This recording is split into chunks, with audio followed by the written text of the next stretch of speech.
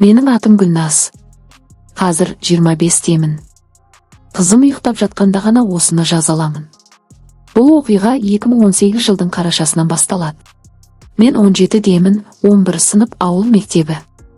Ол Ерлан Талғатұлы. 32 жаста, дене шынықтыру мұғалімі. Бойы ұзын, иығы кең, даусы төмен, бірақ жылы. Күлгенде көзінің бұрышында әжім пайда болады. Сол әжімді көргенде ішім сыздайтын.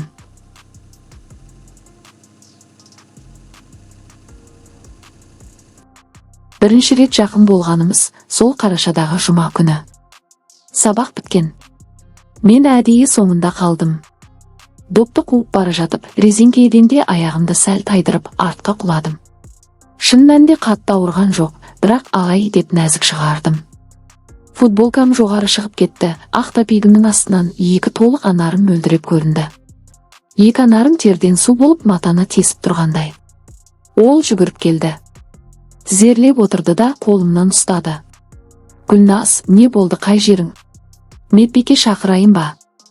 Мен басымды шайқадым.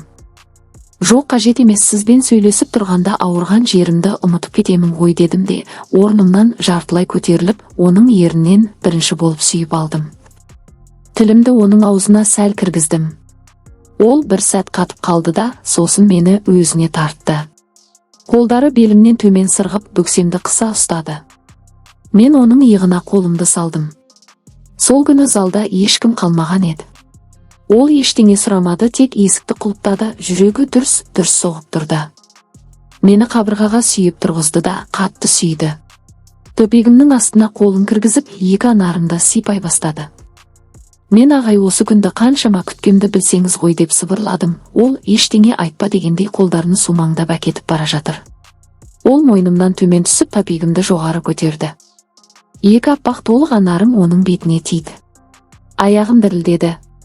Сосын ол мені маттың үстіне жатқызып керемет әсерге бөледі. 1 минутта шыңға жеттім. Мен оны қолыммен ұстадым, ыстық, қатты, тамыры соғып тұр. Ағай, ауыртпай кіріңізші, дедім. Бірінші рет қатты ауырды, бірақ мен шыдап бақтым. Ол тоқтап, ауырса айт деді. Мен басымды шайқадым. Ол қозғалды. Баяу, терең. Мен оның ырғағына еріп белімді көтердім. Бөксем оның қолында толқынданып жатты. Содан кейін ол мені құшақтап жатты.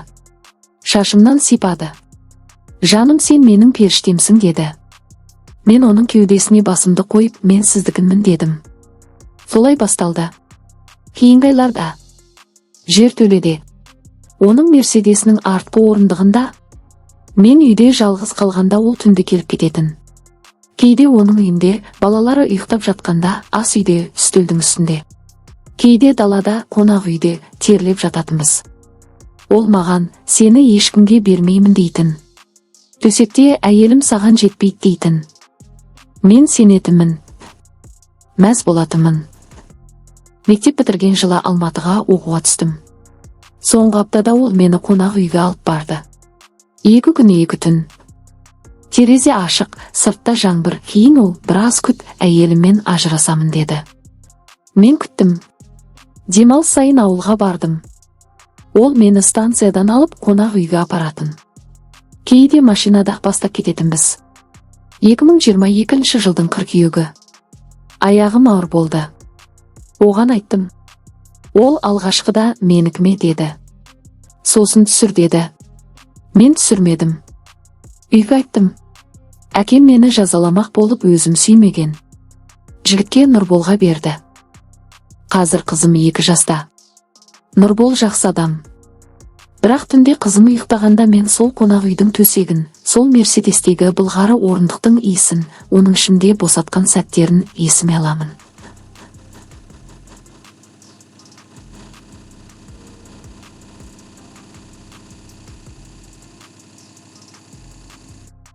Денем әлі сол кездегідей ыстық болады. Кейде душта тұрып, оның атын сыбырлап жылаймын. Ол әлі жазады. Қалайсың, жаным деп. Мен жауап бермеймін. Бірақ телефонды қолыма алып, сол ескі суреттерді ашамын. Мен бақытсызбын. Бірақ сол ыстық түндерді ешқашан ұмыта алмаймын. Олар менің ішімде әлі өмір сүріп жатыр. Bir сәттік әлсіздік адам өмірін бұзып та түзеп те жіберетін сәт.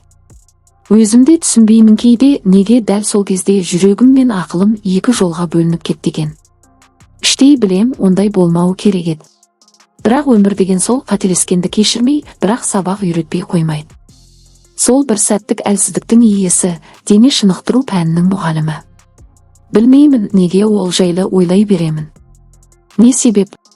Адамның психологиясы ма, әлде жүректің бір бұрышындағы шешілмей қалған сұрақ па, соны түсіне алмаймын. Мен оны сүймедім. Мен өмірімді одан күтпедім. Бірақ сол бір сәтке не итермеледі? Неге соған жол бердім? Міне, осы ойлар әлі күнге дейін мазалайды. Жастарға айтарым, бір сәттік әлсіздік ешқашан бір күннің қатесі болмайды.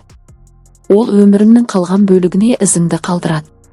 Сен тым сенгіш болма, эмоцияға ерме. Әр таңдауыңның арты жауапкершілік. Менің өмірім соған дәлел. Кешірім бар екен, бірақ ұмыту жоқ. Қабылдау бар, бірақ жүрекке батқан із өшпейді. Соған үйренесің, бірге өмір сүресің. Ең қиыны өзіңді кешіру.